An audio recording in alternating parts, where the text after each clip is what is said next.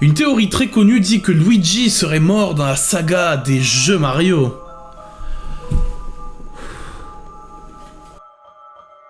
Mario?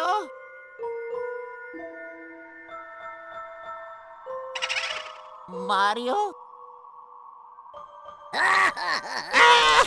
Bon, vous devez vous demander dans quel jeu il est mort. Pourquoi ça n'a pas de sens, Lorenzo, ce que tu dis. Disons qu'il y a certaines preuves qui le montrent. Et je vois les fans de Didi Chandouidoui venir. Non, je ne dirai pas les mêmes arguments que lui.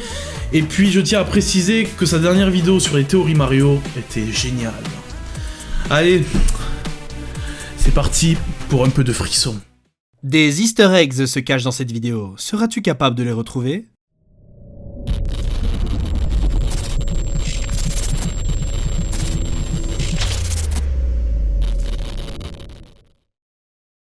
Commençons dans l'ordre.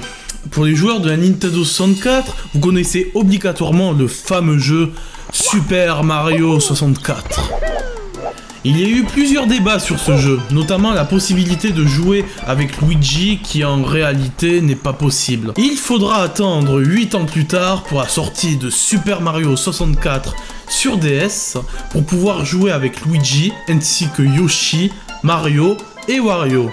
Encore une fois, il y a eu le fameux débat, est-ce que Waluigi est-il jouable? Et la réponse est bien évidemment non. Revenons au fait de la Nintendo 64. Nous pouvons constater dans la cour du château une espèce de statue étoile. Et nous remarquons qu'il y a des bouts qui se trouvent dans cette cour, plus particulièrement autour de cette statue. Et dans cette statue, il y a une plaque métallique avec inscrit L Israel 2401. Et juste en dessous, on peut essayer de comprendre qu'il y a marqué In Paper M. Vous pourrez trouver des théories comme quoi ça serait la tombe de Luigi et que cette statue est un hommage au moustachu vert mort. Il n'apparaît à aucun moment dans le jeu, même pas un tableau, une apparition, un easter egg, rien du tout. D'ailleurs, c'est assez drôle, mais Luigi n'est pas apparu dans celui-là et aussi dans Super Mario Sunshine. Deux jeux où le terme Bros n'apparaît pas. Normal, il n'y a pas son frère. Malgré que dans Super Mario Galaxy, il apparaît de nouveau. Revenons à notre plaque métallique.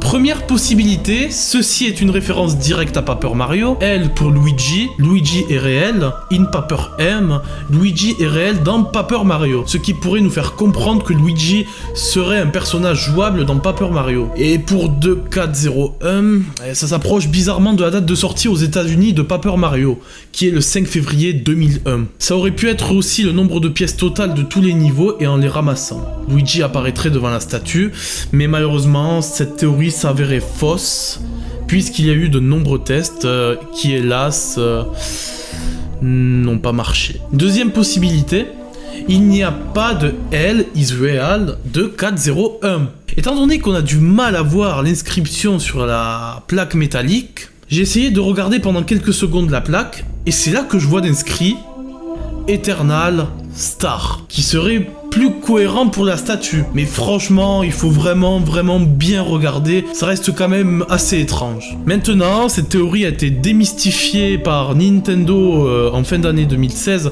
par un site, je nomme Reddit Retro Gaming. Une lettre de Nintendo America avait été écrite en mai 1998, et en fait, beaucoup de gens pensent que Luigi fait partie du jeu et que cela a quelque chose à voir avec un code spécial. La vraie réponse est que les programmeurs l'ont écrit comme une blague. Ils pensaient que les gens essaieraient de comprendre ce que cela voulait dire. Cela n'a aucun sens. Michael D. Chandler, Nintendo of America, alias le briseur d'espoir. Attendez! Michael D. Chandler? Putain, j'en étais sûr. Oh putain. Tout ça n'était que foutaise. C'est un D. Le fameux D. Monkey D. Luffy. Marshall D. Teach. Portgas D. Ace. La volonté du D. L Israel est maintenant confirmé. Ça reste quand même très étrange, car ils n'ont pas mentionné que ça voulait plus dire Eternal Star.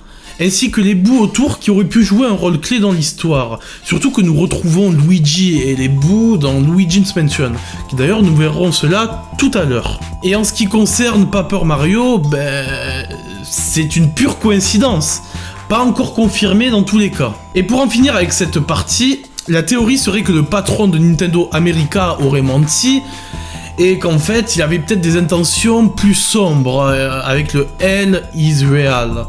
Donc peut-être une mini-histoire avec la fameuse mort de Luigi, mais pour pas choquer les plus jeunes, car Nintendo touche un public assez jeune, et pas comme la PS4 ou la Xbox One, qui touche un public plus adulte, adolescent, mais ça reste quand même tout de même étrange. Bien étrange, on retrouve le même message dans Zelda Ocarina of Time sur Nintendo 64. Donc conclusion, un message promotionnel pour la sortie d'un tout nouveau Mario en version papier ? Probablement. Il y a 2 mois maintenant, la théorie sur la mort de Luigi s'est élargie à cause du trailer du tout nouveau et futur Super Smash Bros Ultimate qui va sortir en décembre sur la Nintendo Switch. Il y a eu des débats inutiles, c'est assez glauque, ça m'a fait froid dans le dos, mais ça a été confirmé par Nintendo United Kingdom. Luigi is okay. Je ne vais pas aller plus loin. On va passer à la partie maintenant qui est plutôt bizarre. Luigi's Mansion, qui est en fait un jeu avec comme principal protagoniste Luigi qui doit libérer son frère Mario des griffes du roi Boo. Luigi arrive dans un manoir qui est infesté de fantômes, donc but du jeu, éliminer tous les fantômes et battre le roi Boo. Mais Nintendo a déclaré que de base, le Luigi's Mansion qu'ils avaient prévu devait être encore plus glauque que celui qu'on connaît actuellement. Et dont il y a eu le remake très récemment sur 3DS. Mais bon, ça j'en parlerai pas parce que je ne l'ai pas testé encore. Le jeu devait avoir une limite de temps de 24 heures et si le temps du jeu était dépassé, c'était adieu Mario et ça aurait fini en bad ending pour Luigi. Le game over du jeu affiche une image de Luigi et voilà quoi.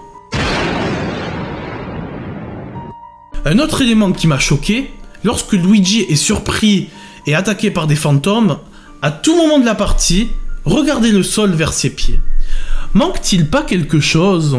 L'ombre de Luigi n'apparaît pas, même si la pièce est suffisamment éclairée pour bien distinguer les environs de Luigi. Ce n'est que lorsque les fantômes se barrent que Luigi retrouve son calme, ainsi que son ombre réapparaît.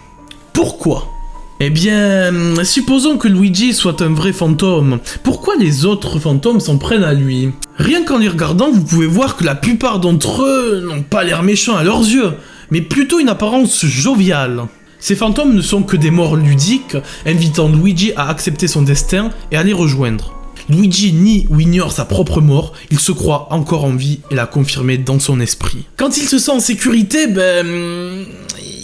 tout semble correspondre à ce qu'il pense être, mais lorsqu'il est effrayé ou surpris, la vérité montre des signes d'elle-même, en l'absence de l'ombre de Luigi. Et enfin, Didi Chandouidou en a parlé il y a quelques jours sur sa vidéo, bon désolé mais je dois un petit peu prendre ce qu'il a dit sur cet élément. Quand on est au dernier étage du manoir, si le joueur attend assez longtemps, la foudre va frapper dehors, montrant Luigi pendu. Et puis de base, il n'y a pas de courant dans le manoir, comment Luigi peut répondre au téléphone? D'après Nintendo, ça serait quelques bugs du jeu, mais Nintendo nous cache pas mal de choses, tout comme cette société actuelle qui nous cache beaucoup de choses.